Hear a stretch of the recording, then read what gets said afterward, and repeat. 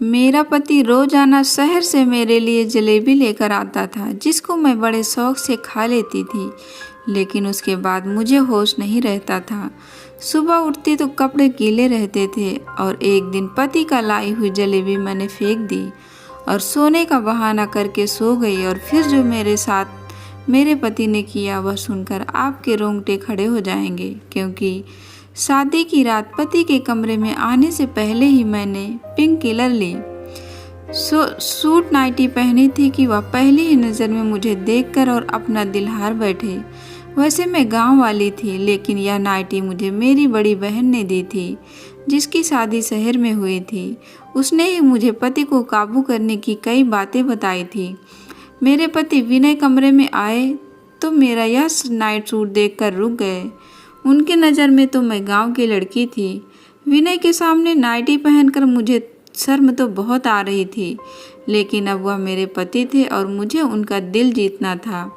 मैंने हमेशा शादी को लेकर बहुत सपने बुने थे और आज की रात का ना जाने कितनी बार सोचा था। मिलन की घड़ी जब सामने आई तो मेरा दिल बुरी तरह धड़क रहा था। विनय मेरे करीब आए और मोहब्बत से मेरा हाथ थाम के कहने लगे कि तुम बहुत ही सुंदर हो। विनय का यह शब्द ने मुझे नई जिंदगी देती थी और मैं खुद को हवाओं में महसूस कर रही थी। विनय ने अपनी जेब में हाथ डाला तो मुझे लगा कि वह मुझे मुंह दिखाई का गिफ्ट देंगे, लेकिन विनय ने जेब से हाथ निकाला तो मैं हैरान रह गई। उनके हाथ जलेबी का थैला था और विनय ने खुद ही वह थैला खोला और कहने लगे कि शादी की रात सबसे पहले मैं तुम्हें अपने हाथ से ही मिठाई खिलाऊंगा। विनय की बात सुनकर मेरे होठों पर मुस्कुराहट आ गई। कह रहे थे कि मेरे लिए खासकर शहर से जलेबी बनवा कर लाए हैं। विनय ने मोहब्बत भरे अंदाज से वह जलेबी मुंह में डाली तो मैंने भी खुशी खुशी खा ली। वह बहुत ही स्वादिष्ट थी। विनय मेरी आंखों में आंखें डालकर मुझसे मोहब्बत भरी बातें करने लगे और मैं न जाने कैसे नींद में खोने लगी। थोड़ी देर बाद मुझे होश ही नहीं रहा। सुबह के वक्त मेरी आंख खुली तो घड़ी में पूरे 9 बजे थे। मेरे कपड़े गीले थे। मैं हैरान थी कि इस रात के इंतजार में मैंने एक एक पल गिनकर गुजारा था। उस रात में मैं कैसे सो गई। फिर मुझे विनय का ख्याल, न जाने वह मेरे बारे में क्या सोच रहे होंगे। कपड़े गीले कैसे हुए थे। विनय कमरे में नहीं थे। मैंने तुरंत ही अपने कपड़े बदले और नहा धोकर तैयार हो गई।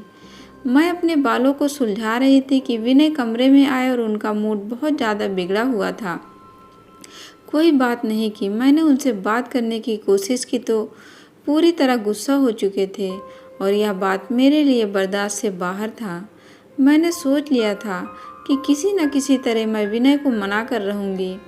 विनय के जाने के बाद मेरी सास कमरे में आई तो मेरी आंखों में आंसू देखकर हैरानी से पूछने लगी कि क्या हुआ बहू। मैंने उन्हें बता दिया कि मैंने विनय को नाराज़ कर दिया है। वो कहने लगी कि मैं अभी विनय से बात करती हूँ, लेकिन मैंने हाथ पकड़कर अपनी सास को रोक लिया। उनसे कहा कि वह विनय से कोई बात ना करे, वरना हमसे और नाराज़ हो जाएंगे।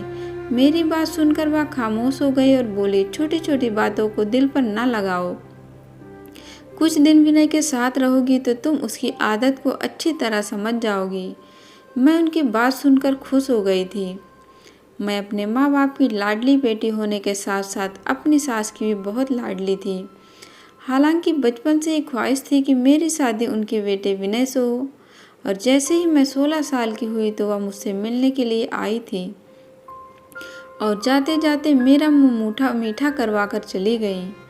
मैं बहुत खुश थी क्योंकि वह मुझसे बहुत प्यार करती थी और इसलिए मेरे माँ बाप को भी रिश्ते पर कोई एतराज़ नहीं था। विनय की शहर में अच्छी नौकरी थी। वह सुबह सवेरे शहर के लिए निकल जाता और रात को ही घर लौटता। उसकी कमाई से ही मेरी सास ने गांव में एक बड़ा सा घर बनवा लिया था। बहुत सालों से मेरी और विनय की मुलाकात नहीं हुई थी क्योंकि वह ज़्यादा वक्त शहर में गुजारता था। घर लौटता तो हमारे गांव आने का उसके पास वक्त भी नहीं रहता था, लेकिन रिश्ता होने के बावजूद भी हमारे गांव मुझसे मिलने के लिए नहीं आया। इसी बात को लेकर मेरे दिल में अजीब सवाल उठे थे। एक दिन मैंने अपनी सास से पूछा, क्योंकि मेरी सास मेरी माँ की सहेली थी, तो मैं उनसे बिल्कुल शर्माती नहीं थी। एक दिन वह मिलने के लिए हमारे गांव आई, तो मैंने बातों बातों में यह पूछा कि विनय हमारे गांव क्यों नहीं आते। मेरी माँ के कान में यह बात पड़ी तो मम्मी ने मुझे एक थप्पड़ मारा और बोली, तुम्हें कहने में शर्म नहीं आती? मैंने अपने होने वाले पति के बारे में ऐसी बातें पूछते हैं। मैं बिलक कर रह गई थी। मेरी सास मुस्कुराते हुए कहने लगी कि क्यों नहीं, जैसे ही विनय को वक्त मिलेगा जरूर आएगा। जब से उसे शहर की हवा लगी है वह बहुत ही कम बात करता है। अब पहले की तरह नहीं है, बल्कि गंभीर हो गया है। उनकी बात सुनकर मम्मी कहने लगी, जब लड़कों पर जिम्मेदारी पड़ती है तो इसी तरह गंभीर हो जाते हैं। एक मेरी बेटी को ही अक्ल नहीं आ रही है, मुंह उठाकर जो चाहे पूछ लेती है।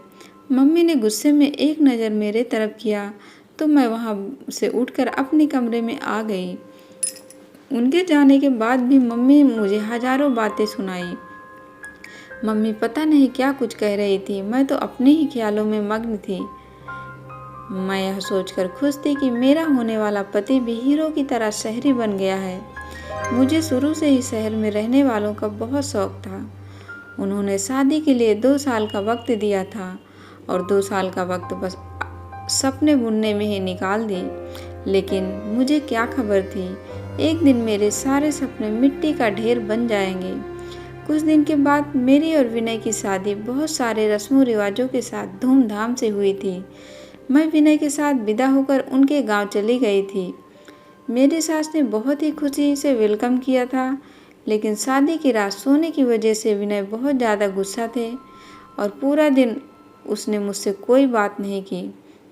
मैं सारा दिन बिन पानी की मछली की तरह उसके आगे पीछे तड़पती रही, लेकिन उसने एक नज़र में भी मुझ पर नहीं डाला।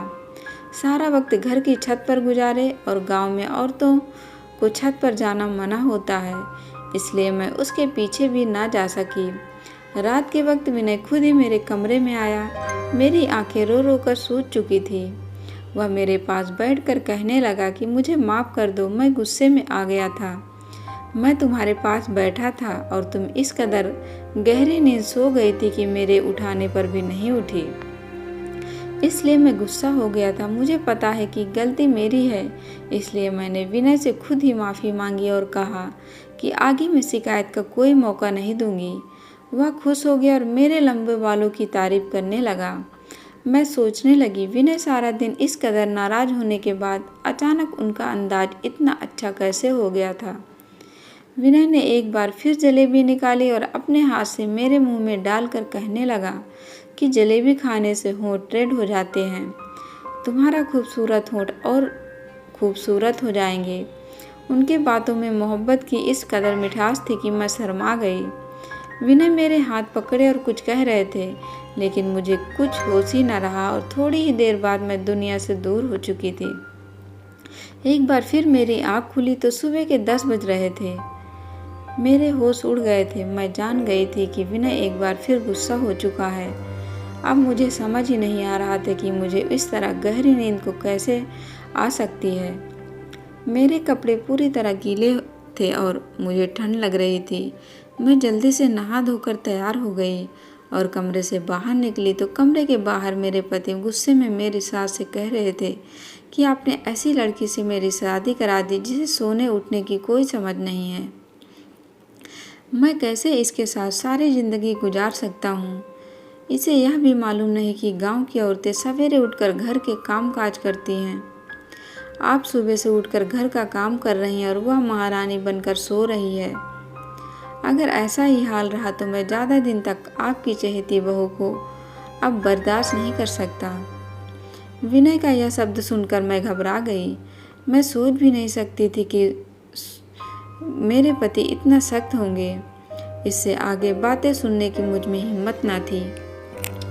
मैं चुपचाप से किचन में चली गई। मेरी सास सच में सुबह से कामकाज में लगी हुई थी, क्योंकि किचन भी पूरी तरह साफ था और दोपहर का खाना भी बन चुका था। मैं विनय के साथ साथ अपनी सास की नज़रों में भी गिर गई थी। मुझे रह रहकर अपने आप पर गुस्सा आ रहा था। ना जाने मुझे क्या हो गया था। मैं सारे घर का चक्कर लगाई तो वह पूरा काम कर चुकी थी और शायद इसी वजह से विनय हद से ज़्यादा गुस्सा थे।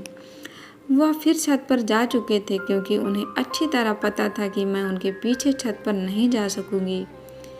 मैं सारा दिन रोती रही। वह खुशी जिसके लिए मैंने कई साल इंतज़ार किया था, मैं अब तक उसे दूर थी। ना ही विनय का साथ पूरी तरह नसीब था और ना ही उनके दिल में जगह बना सकी थी। और विनय के शब्द ने मुझे अच्छी तरह यह बात बता दी थी कि अगर मैंने कोई गलती की तो वह मुझे घर से निकाल देंगे। मेरी गांव से बार बार मम्मी का फ़ोन आ रहा था। मम्मी कह रही थी कि वह 1 हफ्ते के लिए हमारे घर आकर रह आओ। रस्म के मुताबिक शादी के बाद 1 हफ्ते के लिए बेटी अपने मायके रहने के लिए आती है। मैं बिल्कुल भी नहीं जाना चाहती थी क्योंकि विनय मुझसे पहले ही नाराज़ थे। ऐसे में अगर उनको छोड़कर मम्मी के घर चली जाती तो शायद वह कभी मुझसे बात ना करते। रात के वक्त विनय कमरे में आ गए। मुझे हैरानी हुई, अचानक ठीक कैसे हो गए थे। मेरे पास बैठकर खुद ही पूछने लगे कि तुम्हारी मम्मी का फ़ोन क्यों आया था। मैंने सारी बात बता दी तो कहने लगे कि अच्छी बात है, तुम चली जाओ, वरना मम्मी कहने लगेंगी कि मैंने मना किया है। कल से मेरी नौकरी भी शुरू हो रही है।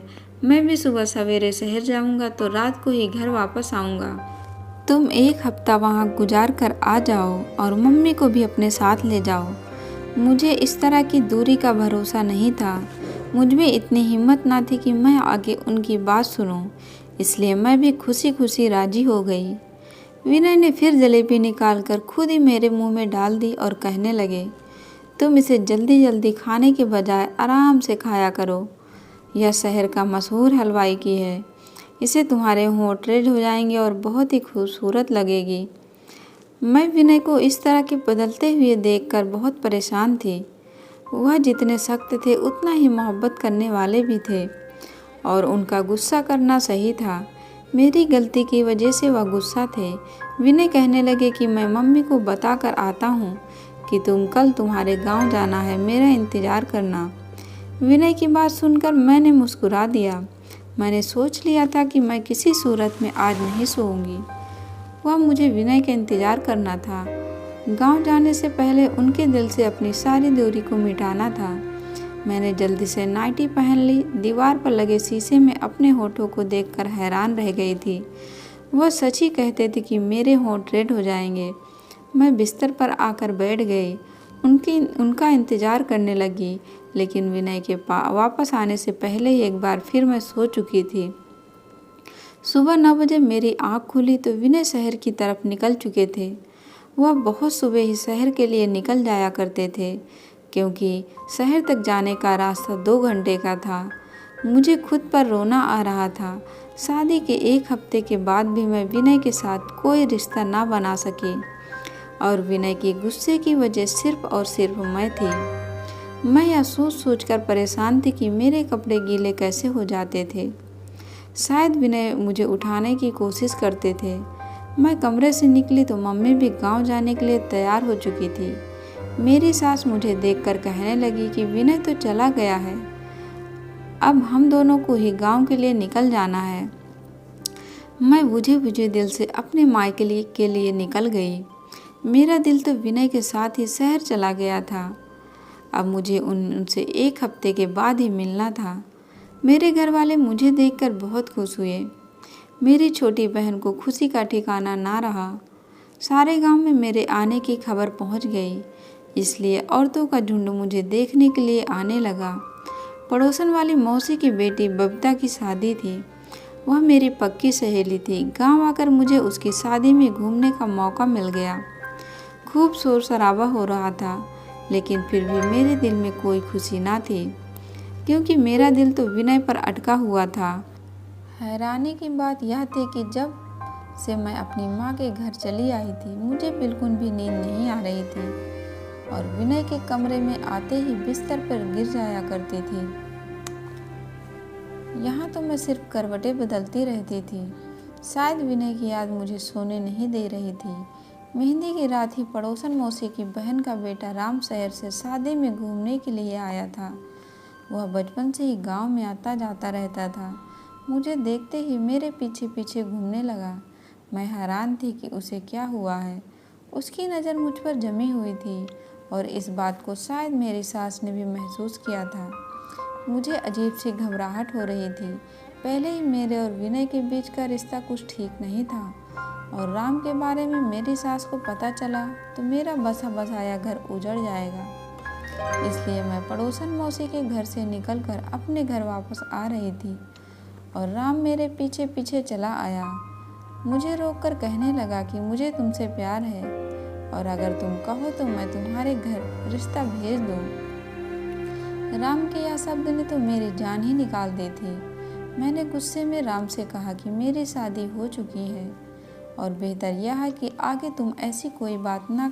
मेरी बात सुनकर तो राम कहने लगा, शहर में मेरा बहुत बड़ा बंगला है, गाड़ी है, मैं तुम्हें सब खुशी दूंगा, लेकिन तुम अपने पति को छोड़कर मेरे साथ चलो। मैं हमेशा ही से ही तुमसे प्यार करता हूँ। मुझे क्या पता था कि इतनी कम उम्र में ही तुम शादी कर लोगी। मैंने उसे गुस्से से कहा कि आज तो यह बात कह दिया है, लेकिन आगे ऐसी बात ना करना। मैं अपने पति से बहुत प्यार करती हूँ और तुम्हारी एक गलती मुझे बदनाम कर सकती है। राम उस वक्त वापस लौट गया, लेकिन मेरे लिए बबीता की शादी मनाना मुश्किल हो गया था। वह बहुत ढीठ साबित हुआ था। बहाने बहाने से अपने फ़ोन में मेरी फ़ोटो खींच रहा था। जैसे तैसे एक हफ्ता गुजर गया और मैं अपनी सास के साथ वापस घर आ गई। विनय शायद आज काम से जल्दी लौट आया था। हम कल दोपहर को घर पहुंचे थे और विनय पहले ही घर पर था।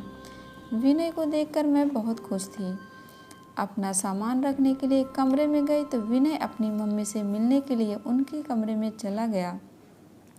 मैंने सोचा कि मैं कुछ देर विनय और मम्मी जी के साथ बैठ जाती हूँ, फिर घर के काम काज करूँगी। इसलिए सामान रखकर दोबारा उनके कमरे की तरफ आई तो मेरी सास के शब्दों ने मुझे हैरान कर दिया।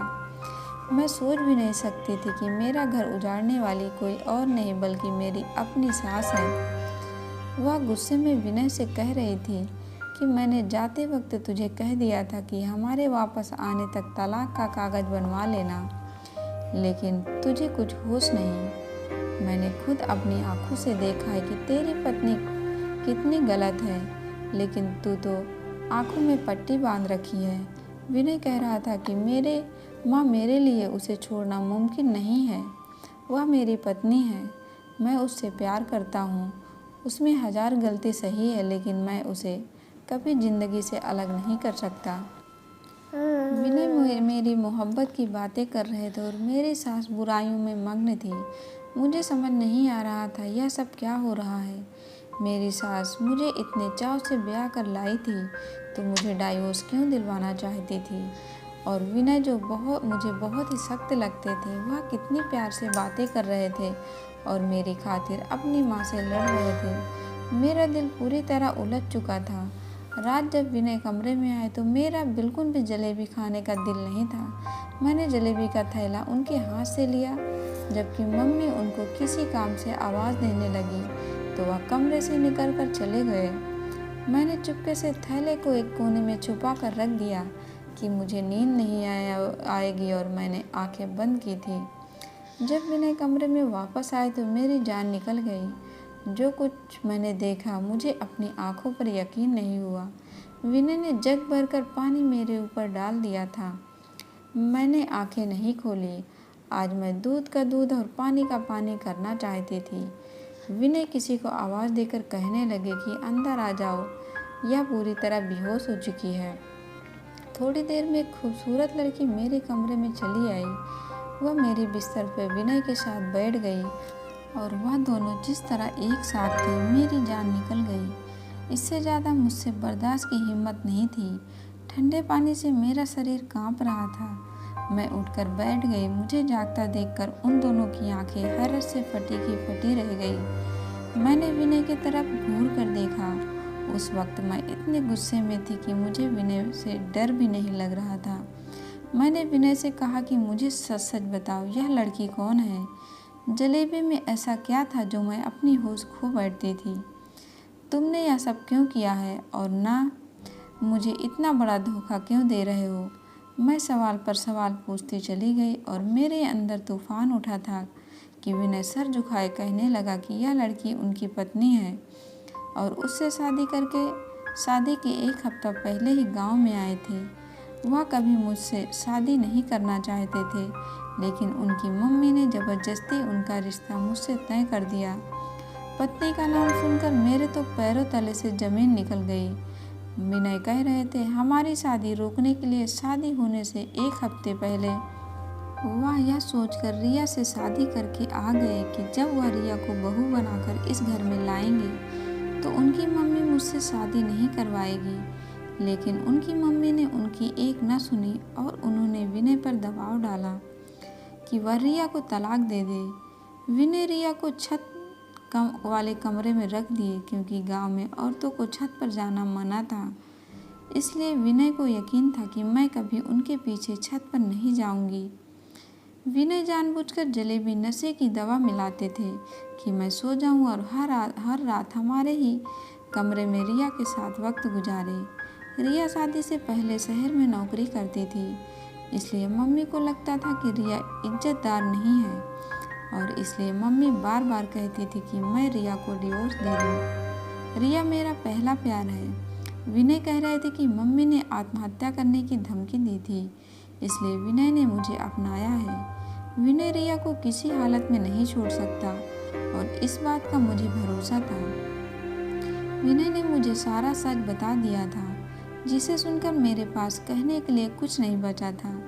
मैं जान गई थी कि मेरी सास उन दिन रिया और विनय की डिवोर्स की बात कर रही थी, जिसे सुनकर मैंने गलत मतलब निकाल लिया था। मेरी बर्बादी के पीछे सिर्फ विनय का हाथ नहीं था, बल्कि मेरी सास का भी हाथ था, जिन्होंने यह जानबूझ के ही उनके बेटे ने अपनी पसंद से शादी कर रखी थी। ज़बरदस्ती उसके साथ मेरी दूसरी शादी करवा दी। मैंने विनय के साथ ज़िंदगी के लेकर कई सपने देखे थे। ऐसे इंसान के साथ मैं कभी ज़िंदगी नहीं बिता सकती थी और किसी और से इस कदर मोहब्बत करता था। उसकी खातिर मुझे नशे वाली जलेबी तक खिला सकता था। मैंने अपना सामान बांध लिया और अपनी सास को नमस्ते कहकर अपने गांव के लिए निकल गई। मेरी सास ने बहुत कोशिश की कि वह बार बार मुझे यकीन दिला रही थी कि विनय रिया को छोड़ देगा और मेरा हो जाएगा, लेकिन मैंने कभी ऐसे इंसान के साथ गुजारा नहीं कर सकती थी जो मुझे मोहब्बत नहीं दे सकता था। मैंने अपने माँ बाप से कहकर विनय से डाइवोर्स ले लिया था। मैं अपने माँ बाप की लाडो रानी थी। वह मुझे खुद ही किसी ऐसे आग में नहीं झोंकना चाहते थे। पड़ोसन मौसी की वजह से राम को खबर मिल गई थी कि मैं अब एक बार फिर अकेली हो गई हूँ, इसलिए राम अपने घर वालों को भेजकर मुझे अपनाने की बात की थी। मैं अभी शादी नहीं करना चाहती थी, इसलिए मैंने साफ साफ इनकार कर दिया। मुझे अब आगे पढ़ना था, अपने पैरों पर खड़ा होना था। मेरी पढ़ाई के साथ साथ ही मेरी पेपर भी ख़त्म हो गए थे। मैंने उसको दोबारा शुरू किया था। हर शादी कामयाब हो यह ज़रूरी नहीं, लेकिन एक नाकाम शादी का मतलब यह नहीं कि इंसान नाकाम होता है। अपनी शादी की नाकामी के बाद मैं बहुत ज़्यादा कामयाब हो गई थी। पढ़ाई के मैदान में झंडे गाड़कर मैं अपने गांव का नाम पूरे जिले में रोशन कर दिया था। अगर मेरी कोई प्यारी सी बहन या बेटी नाकाम शादीशुदा ज़िंदगी का शिकार हो गई, तो ये याद रखना कि ज़िंदगी में आगे बढ़ने के लिए नए रास्तों की तलाश करें और ज़िंदगी की दूसरी कामयाबी को समेटें। दोस्तों, आपको कहानी कैसी लगी कमेंट बॉक्स में ज़रूर बताएं और वीडियो को लाइक शेयर और चैनल को सब्सक्राइब करें। धन्यवाद दोस्तों।